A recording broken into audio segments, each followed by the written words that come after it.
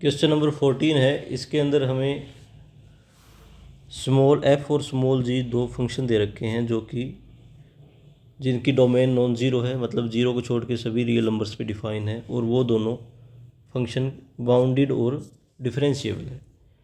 और साथ में एक capital f x comma y two variable function दे रखा है, इस टाइप से डिफाइन है।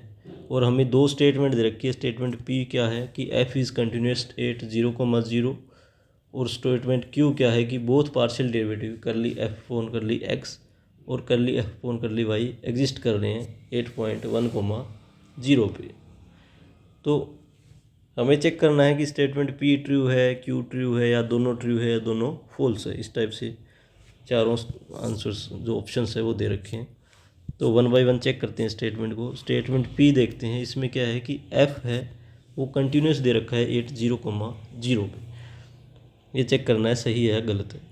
तो कंटिन्यूटी चेक करने के लिए क्या होता है कि फंक्शन की उस पॉइंट पे वैल्यू और उस पे लिमिटिंग वैल्यू दोनों बराबर आनी चाहिए।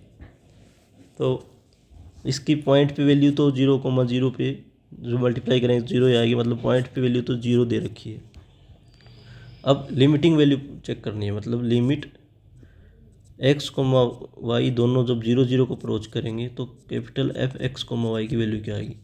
तो वो क्या है, limit x, y tends to 0,0 f x, y 0,0 पे तो 0 डिफाइन है। नॉन ज़ीरो हो अगर वो तो इस टाइप से फंक्शन डिफाइन है, तो वो लिखेंगे x f y plus y square g x.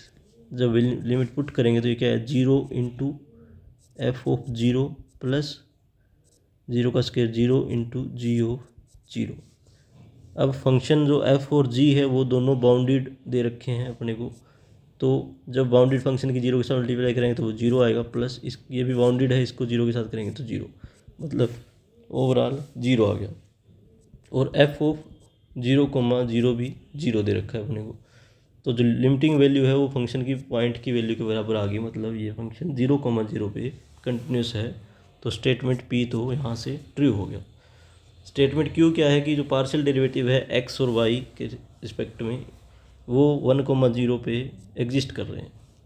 तो वो वन बाई वन निकालते हैं। जैसे करली f अपॉन करली x निकालते हैं तो बाय डेफिनेशन क्या होता है कि limit h tends to 0 f x plus h, y minus f x, y, या फिर a, b लिख देते हैं इसको, f a plus h, b minus f of a b divide by h. ये लिमिट एग्जिस्ट करनी चाहिए अगर पार्शियल डेरिवेटिव इसका एग्जिस्ट कर रहा है।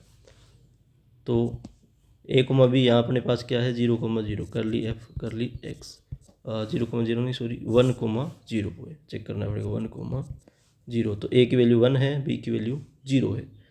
तो क्या आ जाएगी, limit h tends to 0 f 1 plus h, b की value 0 minus f of a की वैल्यू 1, बी की 0 डिवाइड बाई h।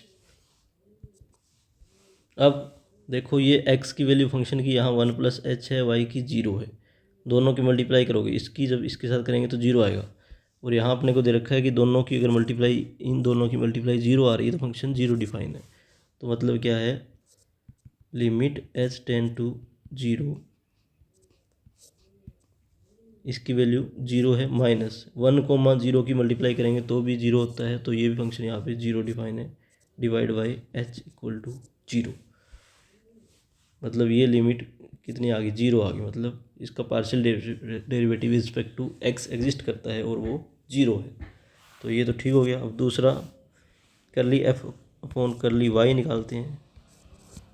वो देखते हैं क्या आता है, लिमिट वहाँ से लिया तो यहाँ k ले सकते हैं, k tends to 0 f a, b plus k minus f of a b upon k। ये पार्शियल डेरिवेटिव की डेफिनेशन है डायरेक्ट। तो ये क्या है, limit k tends to 0, a की वैल्यू अपने पास 1, अपने को चेक किस पे करना है, 1,0 पे। तो a की वैल्यू क्या है 1, b की 0।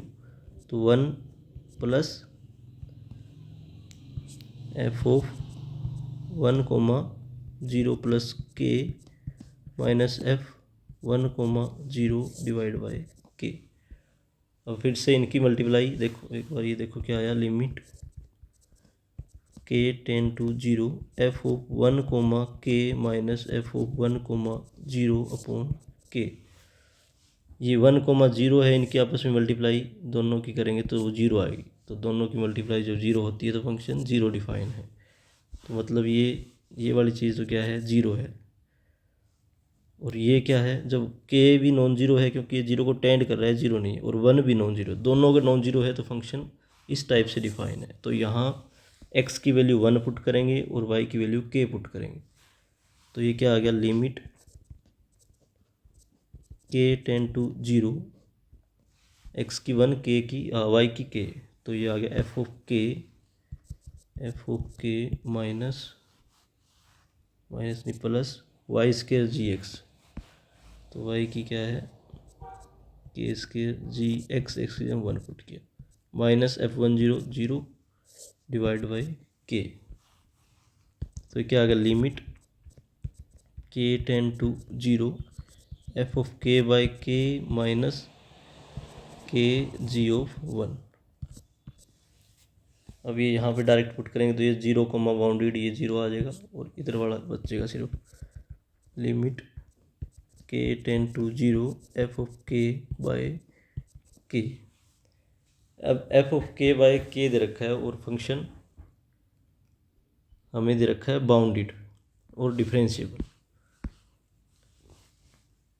तो ये हर एक बाउंडेड और डिफरेंशिएबल फंक्शन के लिए क्या एग्जिस्ट करेगा, फंक्शन कुछ भी ले सकते हैं, जैसे f ऑफ k आपने ले लिया, 1 ले लिया, मान लो सपोज कर सकते हैं, कुछ भी हो सकता है फंक्शन, तो मान लो कांस्टेंट फंक्शन है, सभी जो डोमेन डिफाइन है उस पर डिफाइन भी है ये।